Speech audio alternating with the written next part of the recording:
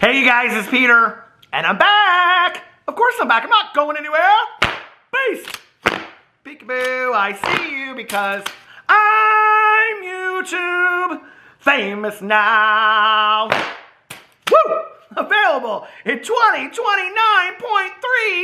seconds in an hour, 3000 BC. The Alba. I just kicked my shoes off. Dad! AF!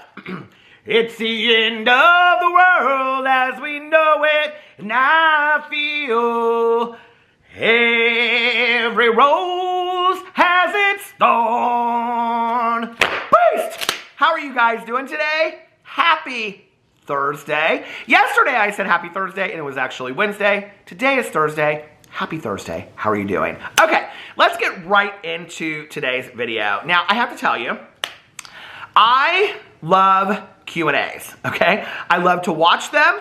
I love to do them. I love everything about them, right? And back in the day, long before I was making YouTube videos, my favorite videos to watch on YouTube was hauls, favorites, what's in my bag, and Q&As. So now that I'm on YouTube, I love to do Q&As. And I, yesterday, put up on my Instagram, put this little picture right there, and I said, should I do a Q&A about anything? It's been a while, and I got tons and tons of questions. Oh, here's me at the Cheesecake Factory, and then here's my husband. We had a little dinner date last night at the Cheesecake Factory. So, that was me at the Cheesecake Factory. This is me doing a Q&A. Are you guys ready? Let me tell you what happened, okay? I sat down and I started doing this video, and it got very deep, very, very quick, okay? I got a lot of questions, which I'm very thankful about, but I got a lot of questions about, like, my recovery, the grief process of going through, like, having lost my mom and some friends of mine from recovery, and past trauma, and talking about being epileptic and having social anxiety. I mean, people were asking the deep questions. You know, it's like, hi, welcome to another episode of Masterpiece Theater. Today we're going to discuss the life of Peter Monn. It was, like, very, very deep, and I was like, I was kind of just wanting to get on video and do kind of like a lighthearted video today talking about some drama. So, I went through the questions and I screenshot the ones, well, I screenshot like the pages of ones that have drama questions on there. So I'm going to go through these, and I am just going to answer the drama questions today. Oh, I guess I screenshotted quite a few. So if you would like me to do a video, talking more about the deeper questions, okay? I could do that. I could do that tomorrow. I could do that Saturday. I could do that Sunday, Monday, Tuesday. So if you guys want to see that video, let me know. A couple things that you guys did ask is, number one, when are my husband and I going to do, when will my husband and I be doing another Q&A on here? And we are going to Miami, Florida for Valentine's Day weekend. So like in a week and a half, 2 weeks. And during that trip, we will do like a Valentine's Day Q&A. So probably for, I don't know, maybe to put up on Valentine's Day? I'm not really sure yet. So anyway, so if you have questions for that, stay tuned. Follow me on Instagram. Follow me on Twitter, because I will post over there. Probably on my Instagram, I will post, like, give us questions, you know, for this. Okay, so that was one of the questions. The other thing is, people have been asking a lot about the Boogeman Besties podcast. Very exciting news. It is coming sooner than we thought. I honest to God thought it would be this summer, just because my friend Melissa and I have been so behind on getting stuff done, on and on and on. But it looks like it's coming sooner rather than later, so I'm really excited about that. All right, so let's get into these drama questions. Are you ready? Okay, the first question that I got asked was, hold on a second. With so much bad SHIT, did I just say that? I tried to spell it out and I still said the bad words, the swears. Okay, and did you see I just brought the camera down? Okay, so anyway, with all the bad crap online, do I think that Shane and Rylan will face a lot of barriers adopting? You know, I don't really know. Like, I think it's really interesting. Somebody else in here asks me about Trisha and Shane, and do I think that they'll face barriers? Well, they asked me, who will win the baby race, number one, and number two, will they face barriers with everything that is online? I cannot imagine. I just have to say, with my friends that have adopted, and there's lots of ways to adopt children, but my friends that have gone through like different service agencies and things like that to adopt children, there's a lot that goes on with that, and I just have to believe that these videos and things that have come up, if you Google some of these people's names, there's a lot that comes up, right? I can't imagine in some way that wouldn't come up that way. I would be really, really surprised. I have a feeling, this is just my gut feeling and I don't know, but just because of having watched them and stuff, I haven't watched Shane and Rylan recently. Are they talking about adopting? I would be surprised if they didn't do a surrogate. Just because they seem more like the couple that would do the surrogate to me. So I don't know. And with a surrogate, it's completely different, right? Because then they wouldn't have to go through all of that as far as like adopting and things like that. I know that surrogates are extremely expensive, but adopting is extremely expensive too. So I don't know. It'll be interesting to see what happens. Do I think that they will, if they go through adoption, have to face things about what has happened with them online? Yeah, I would believe so. Just like I think that with any other career or job, things that come up while you're adopting would come to play in that, That's what I think. So that's that. Hold on a second. Somebody asked me, I'm going to the next one. Alex's thoughts on sitting in coach while you're in a bungalow. So I talked about this in my last Trisha Paytas video. I don't even know how to get in this. If you didn't watch my last Trisha Paytas video, you should probably go watch it before hearing my commentary. So Trisha Paytas has done these TikToks and these videos of flying in this $21,000, I called it a bungalow. It's like a pod, right, on a plane. And you can put the chair back and watch movies and, eat and all this kind of stuff. And so, it's very cool. Congratulations. But people were speculating because Moses took a picture and posted it that he was sitting behind the wing, which would indicate that he was sitting in coach. Trisha Paytas came out on TikTok and said, that's absolutely absurd. I don't know why you people are obsessed with me. Moses had his own pod, okay, of which then he showed his own pod on a TikTok conveniently after the fact of him sitting in a pod and them delivering food to him. It looked like Trisha Paytas' pod. It looked like the exact same pod that like she just stepped out and she filmed him while he was sitting in there and everything like that. Or I think he filmed it himself or whatever. So I don't know, okay? But she did say in her TikToks, she said, I will tell you what's interesting though, is if you watch other footage from like her reviewing the food and whatever, Moses is always walking from the back of the plane. Like not just from like 2 feet away, but from like the back of the plane coming up. So, who knows? Trisha said in her TikTok, okay, she said, but my husband is somebody that would sit in coach so that I could sit in first class or something to that degree, right? And so I made a comment about that and I said, my husband would never sit in coach while I flew in a first class bungalow to the Maldives, and he wouldn't, okay? And I think this is one of the things, and not because my husband is an ASS, it has nothing to do with that. It has to do with that my husband's an equal partner in our marriage, and that's how we choose to run our marriage, This marriage is interesting to me because Moses, and this is why people call him the assistant, because he seems very submissive and very passive. Doormat? Okay, sure, let's call it that. Because if you're willing to sit and coach while your wife on your honeymoon is sitting in a first-class bungalow, I'm sorry, but you're a doormat, all right? That's how I feel about it. Because y'all are going to get the real feelings out here today. Here's how I feel about it, right? It is not just Trisha Paytas' wedding. It is not just Trisha Paytas' honeymoon. It is not just Trisha Paytas' marriage. It is Moses' wedding. It is Moses' honeymoon. And it is Moses' marriage as well. And it seems like when everybody's commenting on that, we kind of forget that. Why? Because Trisha Paytas has shoved it down our throats that this is her wedding, her marriage, and her honeymoon, okay? Why you would ever even suggest or think that it would be okay to ask your husband to sit in coach while you fly first class and that you think it looks good that he would be okay with that really is very telling of how you see the marriage, okay? That you think it's this grand thing that your husband would be so passive and so submissive to sit and coach while your fancy ass, excuse me, 25 cents for the cuss jar, sat in first class bungalow, okay? I can't even imagine sitting there, back there sipping my Diet Coke, watching, I don't know, Legends of the Fall or something, and being okay with my husband sitting in a seat like this for 18 hours. Where do you even think that might be okay to even say? I know it didn't happen, allegedly. I don't believe that. I believe he did sit back there. But why do you think that's okay? Like, why would you even think that's okay to say? Well, but my husband would sit in coach. Girl, what you should have said was, I would never let my husband sit in coach. Let me show you right now, okay? The other thing that's interesting to me is, when you look on this plane and you see Moses walking up to do the video where she's like reviewing the food in first class, he is like, you can see all the pods. Well, what's interesting to me, if you've flown in one of these planes or you know people that have, which I do and I have, then you know that it still goes like row 1, A, and B, right? So his pod wouldn't be 10 pods back.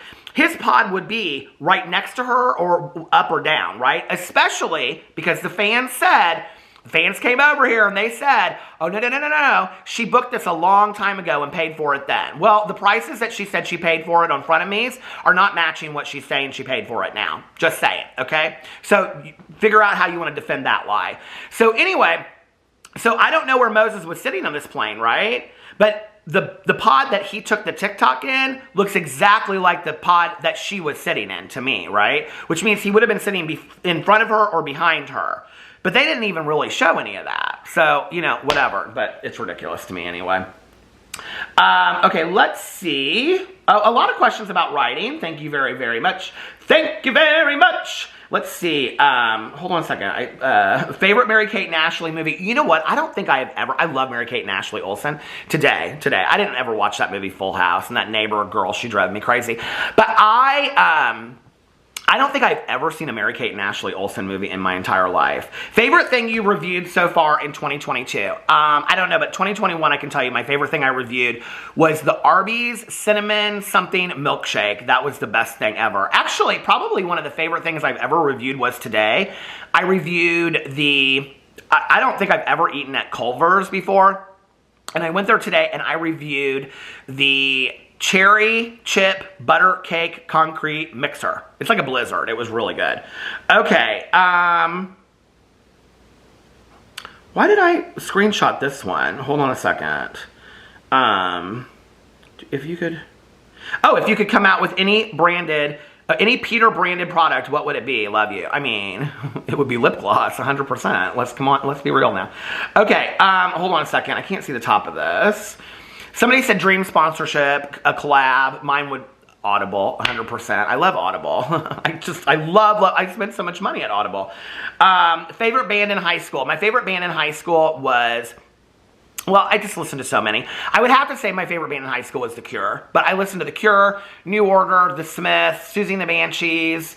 Well, that was more like my sophomore and junior year. My senior year, I got into the Grateful Dead a lot, and a lot of kind of like hard rock and classic rock and stuff like that. But I still listen to a lot of like new age. So those are probably some of my favorite bands in high school. I have gotten, Housewives channel with your bestie or hubby. Oh gosh. Well, that's not going to happen, either one.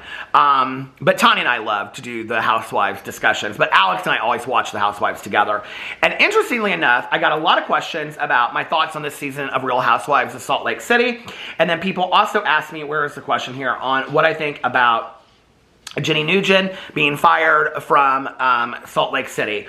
Well, this season of Salt Lake City is the hands down. I'm trying to think of the whole Kandi and Portia fight. But this might be, on Atlanta, this might be the messiest season of any franchise I have ever seen, ever. Like, these women have no wits about them whatsoever. And one episode, I'll think I like somebody, and then the next episode, I'm like, I can't stand this person. Like, I liked Meredith. I have completely lost any respect for Meredith watching the last 2 episodes. My husband and I just caught up in the last 2 episodes. I don't like Meredith. I think she thinks she's better than everybody else. I don't know what I think about anything. I don't think anything is going to happen to Jen Shaw. I don't. I think that she'll come out and it'll be found that she wasn't responsible for any of this. So if you don't know, Jenny from The Real Housewives of Salt Lake City. Really, to be honest with you, the only two that I like right now are Heather and Whitney. And my friend Tanya texted me and she's like, this is us all day long. The scene of them in the bed when they they're pulling the covers up, that is Tanya, Jean, and I all day long trying to stay out of the drama, but then being in the middle of the drama. But anyway, so Jenny from Salt Lake City, people, and I knew this was going to happen. So people searched out like old tweets or Facebook posts of hers and found out that she had made these derogatory posts from the past on Facebook, right? And I think it is a result because Jenny was talking to Mary, who is a preacher minister on the show, and she made a derogatory comment to Jenny, who is Asian. And it was addressed on the show. Mary took literally no responsibility for it whatsoever. In the last episode, she kind of addressed it a little bit, but she still doesn't think there's anything wrong with it, okay? First of all, I thought they both should have been fired for it. I mean, we're getting down to the point, though, it's like, who's going to be left on the show, right? There can't be really anybody left on the show at this point. But I think that Mary should have been fired for her comment, and I think that Jenny should have been fired for her comments as well. And so, yeah, and Jenny did get fired for it, and Mary didn't show up to the reunion, so she's not coming back to the show anyway. So, I don't know. We're going to start. It's going to be interesting next year because it's going to be Whitney, Heather, Meredith, Lisa, and Jen Shaw. And I don't know if Meredith will come back. And Lisa seems like she's kind of burnt out on it. So it'll be interesting to me to see who comes back for next season and who doesn't and who they replace these other two with. Because I guess if you don't show up to the reunion, it was interesting. I was watching Watch What Happens Live with Heather, and Andy asked her, because he's like my best friend, Andy asked her, he said, like, what were your feelings about the reunion? We just shot it last week, and she said unresolved. And so I think because Mary wasn't there was a lot that wasn't answered, in the reunion, because Mary was a huge part of a lot of the dysfunction and turmoil that happened this season on Salt Lake City. I love this franchise. I love Salt Lake City. I loved watching it from the beginning, but it's so toxic now. It's so toxic. It's just unbelievable. Okay, let's get into thoughts on Avocado. Avocado. None. I don't. I mean, like, if something comes up in a drama video, I'll cover it, but do I watch his videos? No. I don't really care to sit and watch somebody scream and shout and throw food around and act like they're fighting with their partner when they're not. All just for views and subscribers, and I don't enjoy, that's not something that I enjoy, whatsoever. But more power to you if that's what you want to watch. Favorite Teddy Fresh item. I have a few favorite Teddy Fresh items that I am ready to bring out this summer. Probably this green and yellow striped terry cloth shirt that I bought. That's probably my favorite one that I have from there. Nikki said, have you started the True Crime Book Club book yet? And if Nikki watched my vlogs like she says she did, she would know that no, I have not started that yet.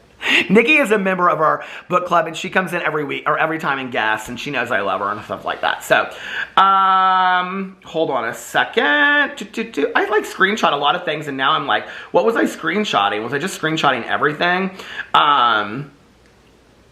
Who will win the baby race, Trisha or Shane? Let's see. That was the last one on here, going that way. Let's see. What did you think of Mindhunter on Netflix? I never finished it, actually. I wasn't super interested, and they asked me what did I think of the guy that played Ed Kemper.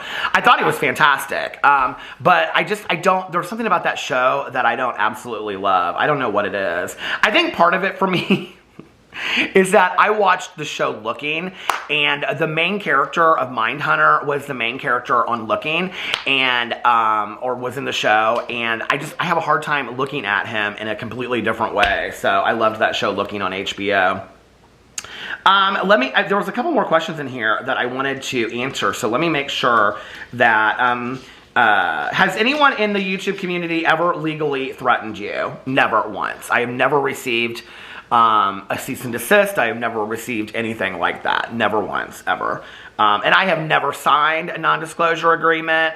I would never sign a non-disclosure agreement. I don't care who you are. If you said to me, I want to do this with you, blah, blah, blah, blah, I won't. Oh, somebody asked me, I know what it was on here that I wanted to answer. Somebody asked me on here, I want to say it the way that they asked it because it was such a good question the way they asked it. Where was it? They were like, some secret. Is there any YouTube secret that you've never shared on video or something like that? How did they say it? Gosh, where's it at? Best thriller you've ever read. Will you continue to do Amber Lynn commentary? Yes, today maybe. I might be doing another video today. If not today, it will be tomorrow. Can you spill a secret you've never told before, YouTube drama or otherwise? Sure, I'll spill a secret with you.